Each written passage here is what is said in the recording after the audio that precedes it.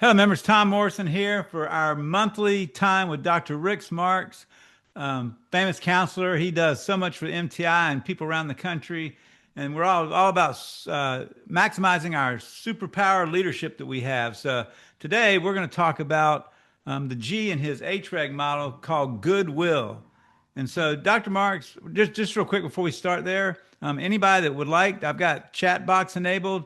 Would love for you to type in there where you're reading, where you're listening from, and then if you have any questions, you can post them in there, and I'll be monitoring them, and I'll ask those to Dr. Marks to get you some clarification on anything that he's talking about or something that you want to know about communications and connecting with your employees. So, Dr. Marks, for anybody that doesn't know you, give them a little 30-second who you are. Well, not much of anything. I always tell everybody I got a PhD in counseling psychology, a master's in administrative therapy, master's in education. This just means I'm an overachiever, as I always tell everybody. Basically, I run an organization called Relate Well Institute, and we're committed to people having healthy relationships at home, within themselves, being healthy, mature adults, as well as in leadership and in businesses. The foundation of any healthy society is a strength of its families and its relationships.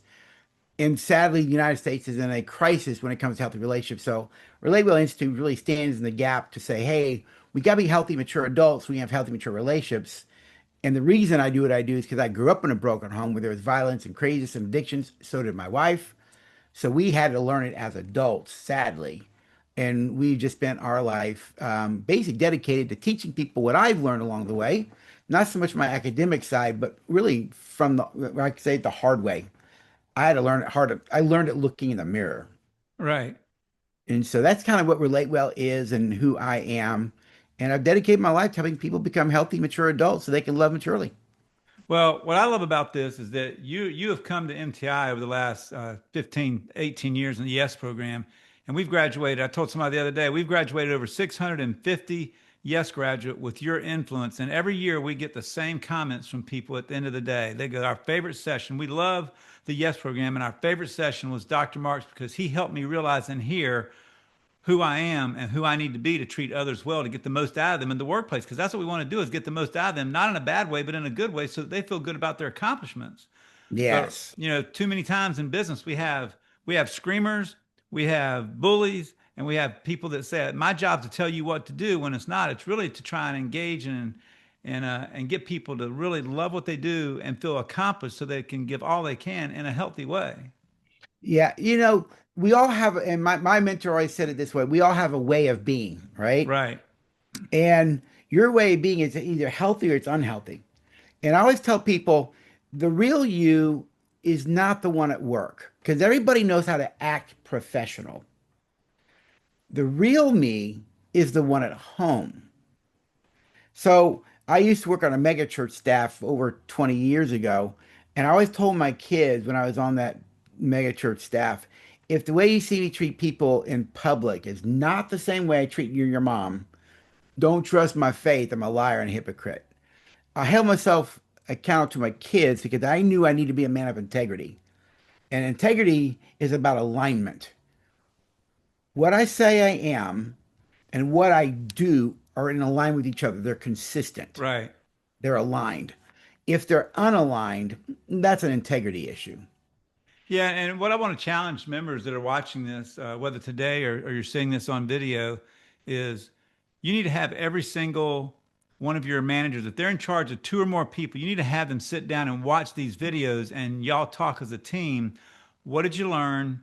How does it apply to us? And what do we need to do differently to make this a work culture that people want to come to? Because here's the thing, the labor shortage, I say this every time, the labor shortage is not going anywhere for 15 plus years. So you can't afford to lose your players.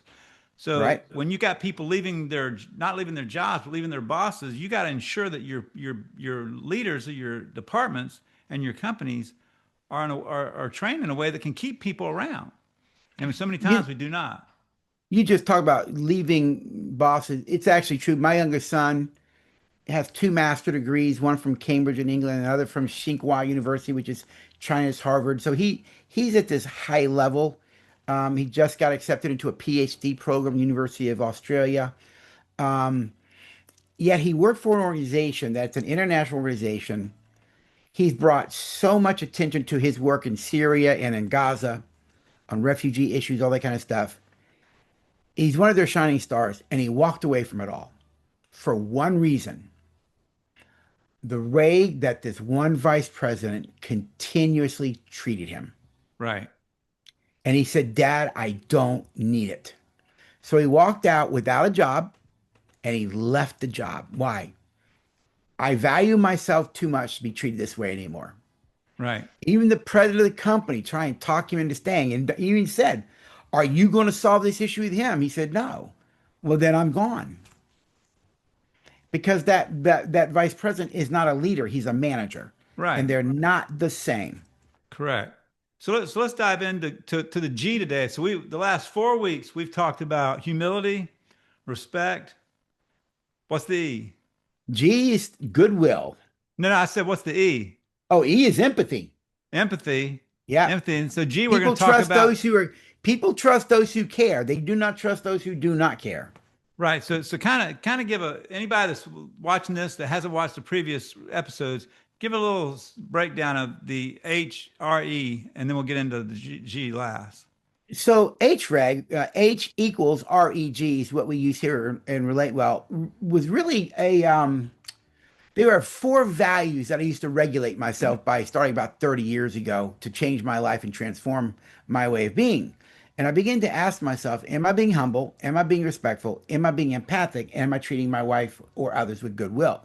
And here's what I knew. If I was treating people with humility, respect, and goodwill, then I knew I was treating people in a loving, caring way. Also, and this is very important in language, what we argue for and relate well is you don't have humility, you become humble. Right. You don't have respect, you become respectful. You don't have trust, you become trustworthy. That's a way of being. And when I began to regulate my life by H-REG and I started to become that, I became a man of high integrity. Why?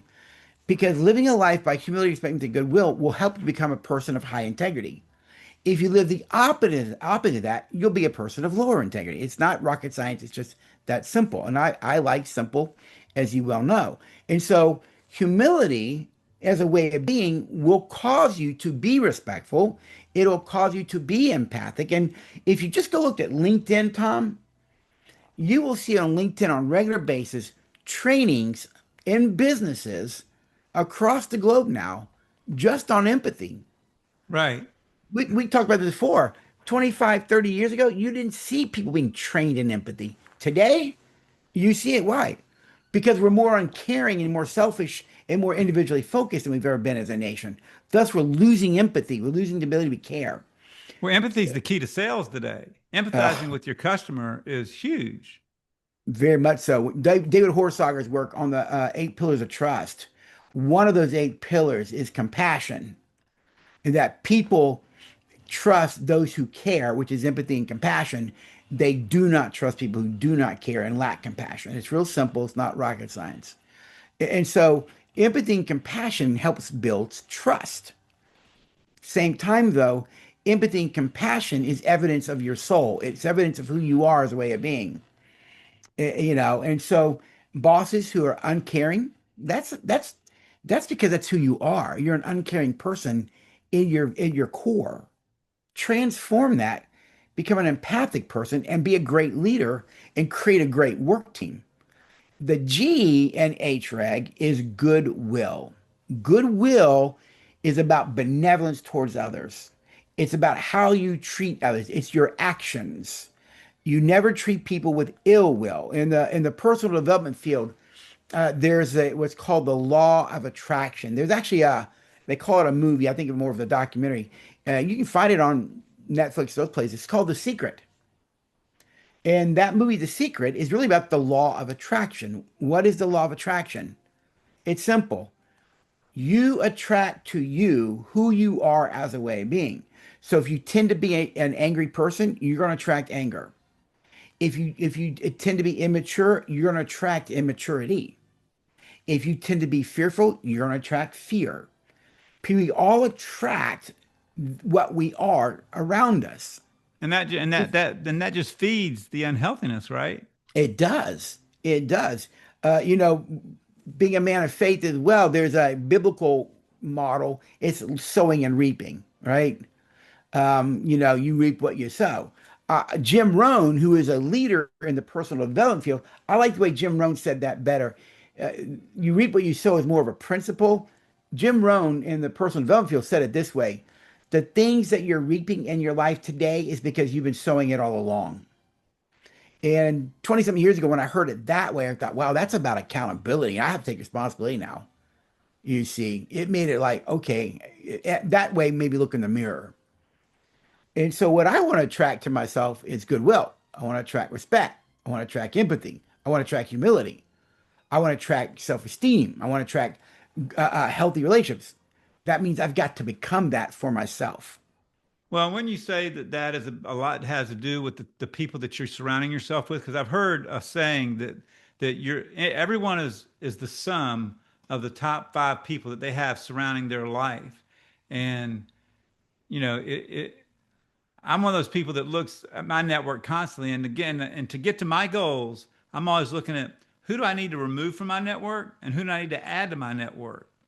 Do you say that's a good common practice for every leader and manager to try and go through? Yeah, let's just make it simpler. Have you noticed that really healthy, mature, caring people don't hang out with gang members on a regular basis? They just don't. Right, Why? Because those are angry, broken people. And those angry, broken people do what they do in the gang. So they attract other people. But healthy, mature people attract healthy, mature people. They hang out together, right? In a spiritual way, demons don't hang out with angels and angels don't hang out with demons. It just doesn't right. happen.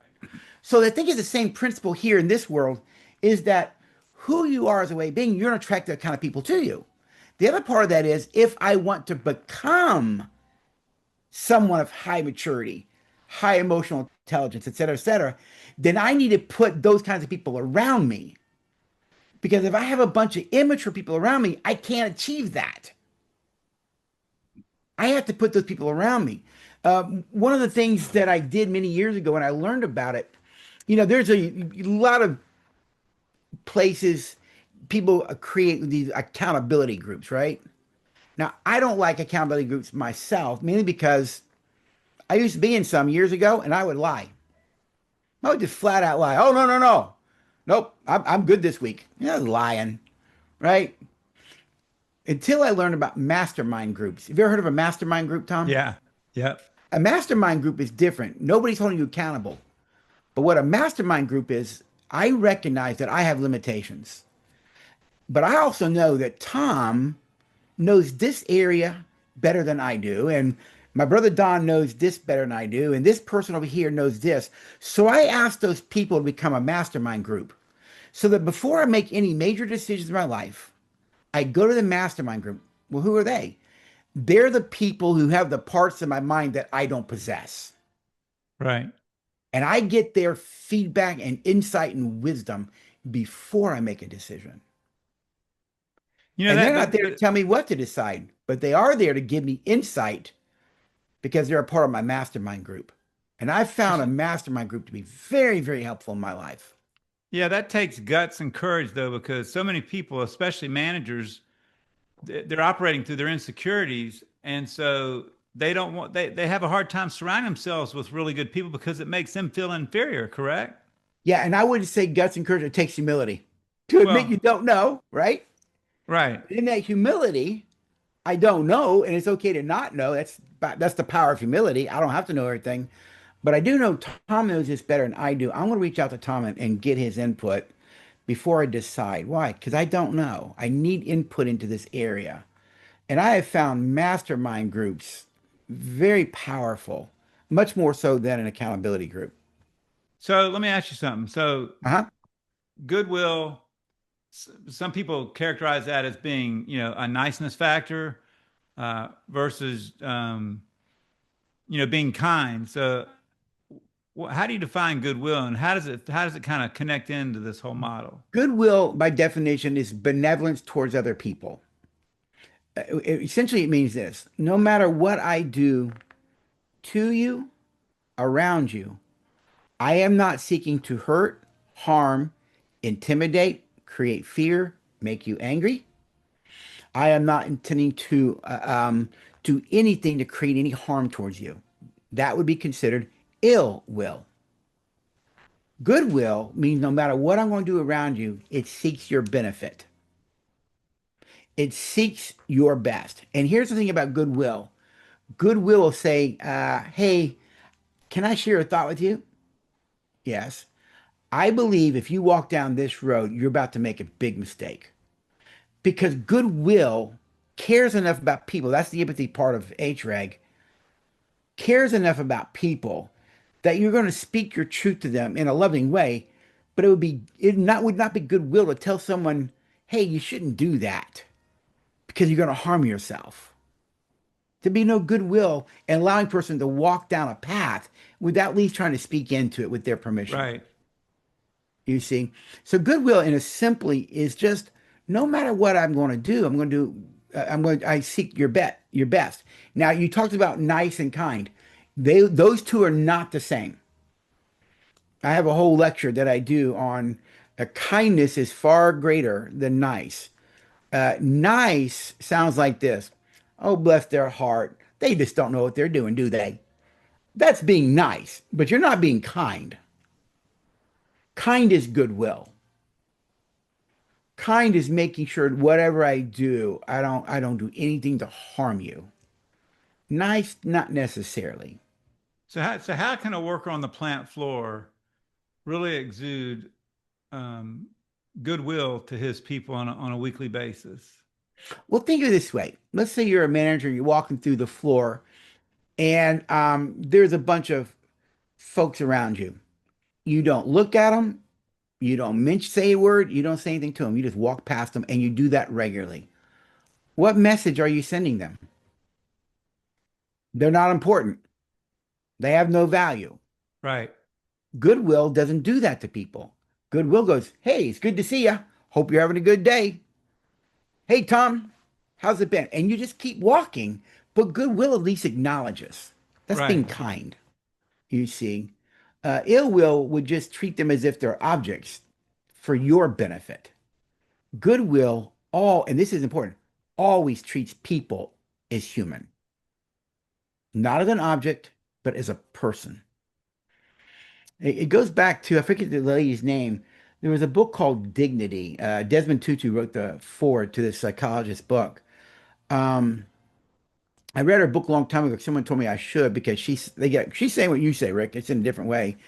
I talk about the word respect. She's the word dignity. Either way, what she's really saying is in her book, Dignity and Leadership, that the greatest violations in the workplace are when managers treat employees as if they have no dignity. That's Right. ill will. That's ill will.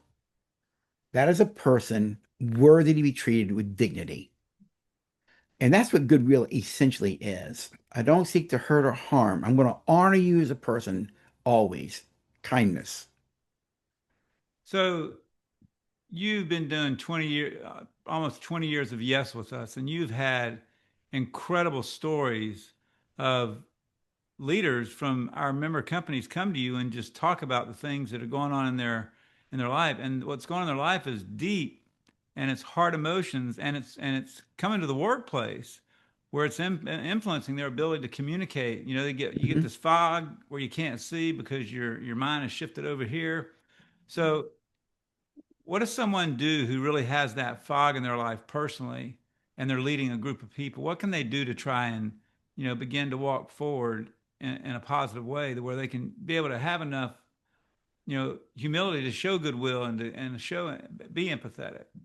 You just link the two together. You have to have enough humility to show goodwill because pride leans towards ill will. Humility leans towards goodwill. So I think the first thing is you have to recognize that you have a need to change. You have to become aware. Self-awareness is the first hurdle of emotional intelligence. In our one day yes, we make reference to EQ, but my work is more in the field of EM, emotional maturity, because you can have emotional intelligence skills but not be emotionally mature. Um, and so you got to move. You got to be aware that wait a minute, I do have some things I need to work on in my life. Now I'll tell you that takes courage to admit that, right? Right. but it takes humility to admit, okay, I'm not where I think I am, and I really need to make some changes in my life as a leader, maybe at home, et cetera, et cetera. A lot of the folks have contacted me from Yes and actually from other associations. Um, what triggered them to contact me for me to coach them was they recognized their personal issues, even the ones at work, are playing themselves out. Ones at home are playing themselves out at work, and vice versa. And when they recognize that, oh, wait a minute, it's who I am. I go, yeah, we all have a way of being. It's just who you are, the way of being. If you want to stay where you are, feel free. Just have the goodwill to not complain about what you get, Right. right? And so I think the first thing is when you come to an awareness, I might need to work on this area, then have the courage, humility to go get help, be it through a counselor, business coaching, mentor coaching in terms of who you are as a person, whatever form you want, go get someone and submit yourself to that person's coaching and go work on those parts of you that you want to work on, you know? And remember this, having issues doesn't make you weak, doesn't make you bad. It just makes you human. Right. Just makes you human. Embrace your humanity, but work on your weaknesses. That's the one thing about humble people is they know their strengths and they know their weaknesses. They know their challenges. They embrace their strengths, but they also monitor and work on those challenges. Why? Because they want to be a better person. They don't want those parts of themselves to affect others with ill will or disrespect. So how can a good leader um, bring his people together? And is there any team exercises or anything that he can show and get them to try and spread the goodwill? Wow, that's an interesting question. I'm thinking of, as an owner, as a manager and a leader is, showing goodwill. How does he do things with his team that goodwill spills onto them and they start showing goodwill? I think it's when it's I hate to say it, but you model it. You model it. You live out the very things you want them to be. Always remember, it's kind of like organizational psychology 101. C-suite, the leaders set the emotional tone for an organization. You set the emotional tone for your department. Same time. If those that follow you see you as kind, caring, strong, but with goodwill, they will shape themselves accordingly. Why? You'll rub off on them in time. You'll be able to you mentor them and coach them. Because someone may spout off, say, "Hey, let's step in my office, have a talk." And then in private, you talk on what went on and you show them what to do different. Another way is you can say, listen, we're going to start practicing goodwill toward each other as a team. One way we're going to do that, we're going to start sharing gratitudes with each other on a regular basis. So every day when we have our beginning of the shift, we have our meeting before we go to our places, we're all going to share one thing we're grateful for towards each other. Well, there's goodwill in that. And Right. what are you doing? You're training them, you're teaching them how to be goodwill towards each other. Now, I also think most of us kind of know, you know, we all have a conscience and we know what's goodwill and we know what's ill will. If you don't know, that would suggest something about you psychologically, right? Maybe a Right. true narcissist, an antisocial, a psychopath, something like that. But I think most everybody has an idea of when they're being goodwill and ill will. Check your motive. But I think the leader can facilitate that by just saying, "Look, we're going to start showing appreciations and gratitudes." All right. Um, hey, listen, whenever someone does something for you, why don't you go ahead and make sure you thank them? There's goodwill in that. Um, Back when I was a manager, Tom, many years ago, this would have been the early 90s, there was a was sweeping the country at the time was TQM. You ever heard of it? Total Yeah. Quality Management, TQM. Yep. We got immersed in it, and our psych hospital embraced it. And the idea behind total quality management was Your customers are not just the people that visit your hospital for services. My customers were occupational therapy. They were the nursing staff. They were the business people. They were the chick. They were the cafeteria staff. In other words, all the different departments within your company are your customers as well. Treat them with goodwill. Treat them respectfully because you're a team. And I thought there was wisdom in teaching us that. We think in terms of just the people that come here and use your service, right? But all the people that help you within your business, they're your customers as well. Treat them the same way. You know me, I refer to that as when us is strong, everybody's strong. Right. Treat us and all the different departments are still a part of us. Treat all of us with goodwill. Why? It's good for the whole. How can a person really connect the dot that, man, my stuff going on at home is really impacting my ability to lead? How does a person recognize that? Mm. I can think of a lot of different ways. I'm trying to make it simple in terms of time. Today's my try and stump Dr. Marks day. Yeah. I think one way is, at least for me, and I'm not saying anybody had to do what I did. I gave certain people permission to speak into me. Hmm. And I said this, look, I am trying to become a healthier, more mature man. And I want to be at the highest level of emotional maturity and integrity. But I also know sometimes I'm not aware of what I'm doing. We lack self-awareness, right? We all have blind spots. I gave those people permission that if they see me doing something that they even suspect might be questionable, you have the right to say that. You have the right to tell me. Now, when they did, I couldn't get defensive about it because I gave them permission. Right. Got it? If you give someone permission to speak into you and then you get bothered by it, I go, what'd you give them permission for? Take the permission Right. back. All right? There's no integrity in giving someone permission to do something and they do it because you asked for it and then you don't like what they got to say. And so what I would do is when they would do it, I made a commitment to pause and ponder. I like the word ponder. I love the word ponder. Ponder whether they're right or not. And then I would ask this question: is this about work or is this about me and my home?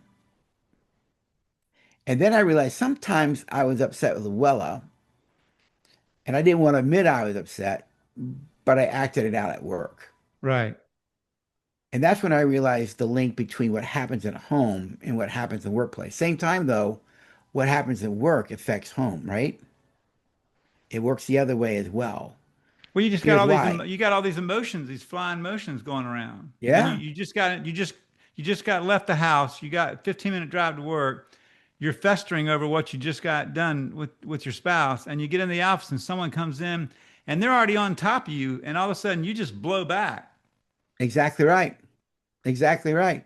So I put people around me that I trusted and said, you have the right to speak into me. That first and foremost, helped me stop what was happening in the moment and forced me to ponder, to take a look in the mirror and ask, and this is the key question I'd ask myself, to any degree would they be right? Hmm. And here's the key, and language is important. Language is important to reality. That's why I have to. People are like, you mince words a lot. You need to, because language is important. Words are important. One word shifts meaning. So, and then I would ask myself, if to any degree they're right, then they're still what? They're still right. Work on it, Rick. Just work on it. Now, I could go this way. I go, well, all right, Tom, that's only 20% of me though. Well, now you're defensive because what I don't recognize is what I call 20% is 80% to those people over there. Right. Now you're getting defensive. So to whatever degree it is, it's still there. Don't get bothered by it. Just go work on it. And I think the other piece of owning goodwill and becoming goodwill is is that when I mess up, I clean up. That's my phrase. So if I do something that was offensive or hurtful, or send a message I didn't intend to send to somebody, I go to them and say, listen, yesterday I snapped. and I need you to forgive me for snapping at you. That's goodwill. That is goodwill. Well, so, Goodwill owns one's choices and makes them right, and forgiveness is the way to do that. I had a question coming up as you were saying that is how does a person go to their employees and just ask the question, I want to be the best leader for you and help you grow in this company, in Mhm. this organization. And I want to know, how do you feel about how I do that for you? Do you feel like I'm all in for you to be successful, or do you think I just want to tell you what to do? And just kind of ask and let someone have the floor to talk and be ready to, if they say, you know what, I think you really treat me with disrespect when I'm trying to work hard. So don't defend that. How do I do that? I mean, can I you speak a think, little bit about how a leader could handle that so they could be asking their people? yeah, now I have, I've worked in situations where we have a lot of volunteers around me, right? And I've got Miko, who's going to inherit all my work and everything. But I've always told the volunteers that are consistently around me, as well as like Miko, hey, if I ever come across to you in a way that's short or hurtful, you have permission to tell me. And if you do, I will not get defensive. I will hear you out and I will ponder it. And if I come to realize that you are right, that it was just wasn't your perspective, that I did do something on whatever level, I will own it and I will clean it up with you. Right. You know what that did to me as a leader? It built trust Mm-hmm. and it made me a better leader. One, it gave me permission to be human, which was the good part for me. They don't have to look, I don't have to try and be perfect. I'm human. Same time, they then began to do the same. Well, Doc Rick, if you ever sense something like, you tell me too, would you? Sure. Then there was this agreement in the team that we're all going to be better towards each other. And we're going to be, in my language, we're going to be a strong us as an organization. Right.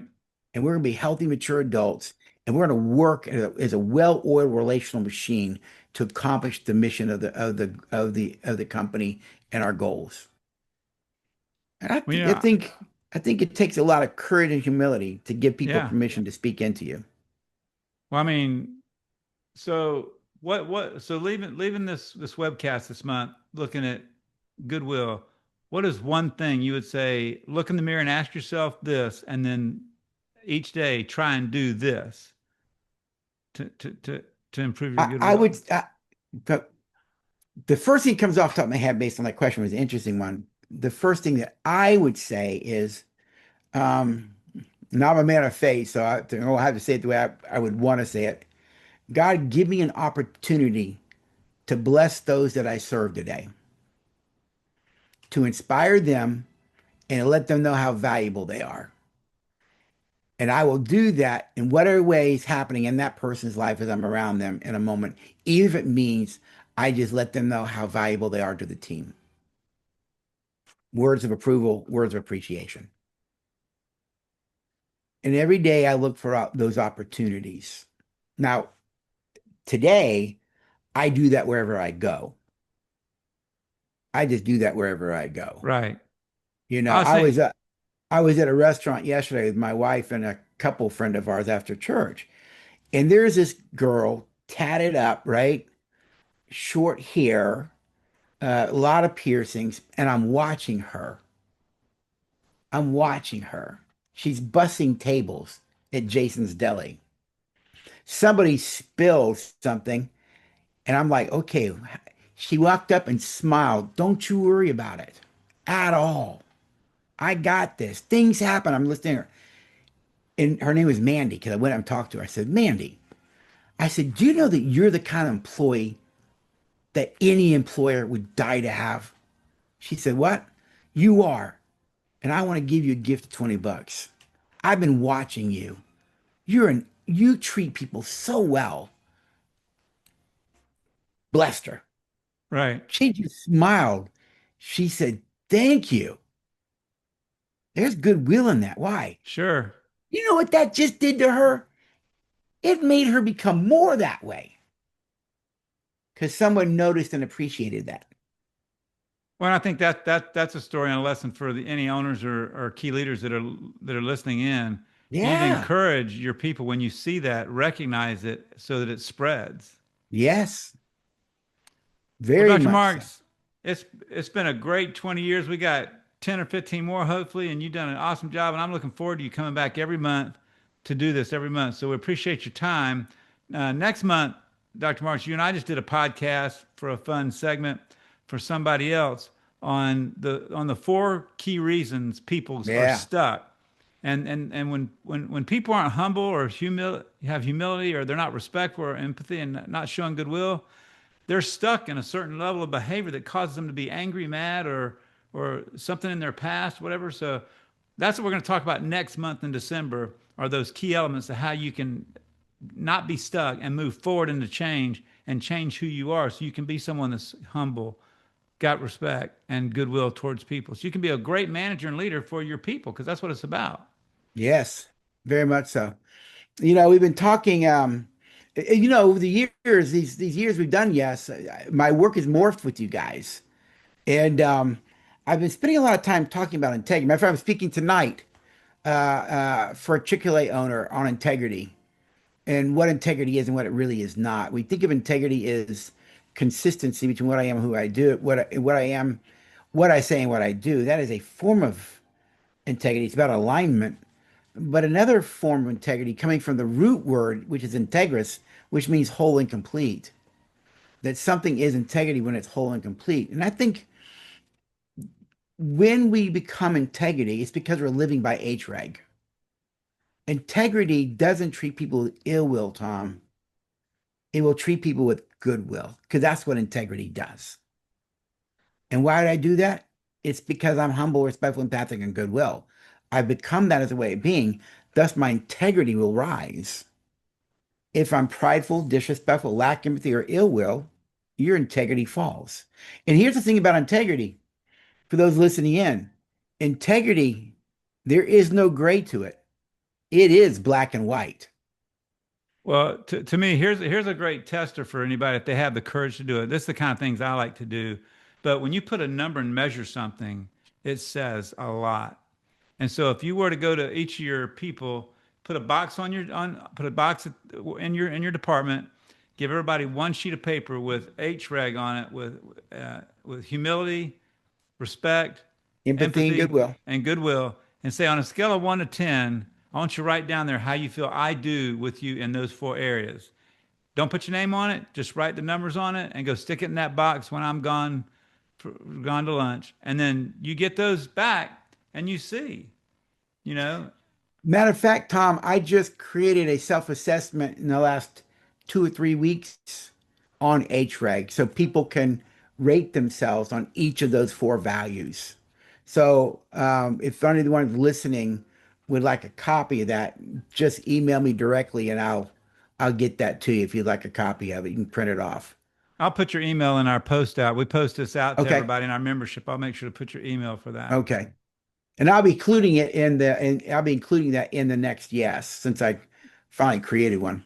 Awesome. Well, Dr. Marks, we so appreciate your wisdom and who you are to this group. You've had such an impact on thousands of people at MTI for the last 20 years, and we appreciate who you are. And it's been my joy being a part of it, man. And so thank you for the opportunity all these years. Thank you. I Well, don't take it members, lightly. I'm greatly appreciative and honored. awesome. Well, members, we're excited you tuned in today. Thank you for spending your time. The first Monday of December next week, remember, we're going to talk about the four reasons people get stuck and can't improve so they can get unstuck and be better people for you in the leadership area. So have a great week. And remember, you're not just strong, you're MTI strong. We love you and care for you every day. We'll see you soon.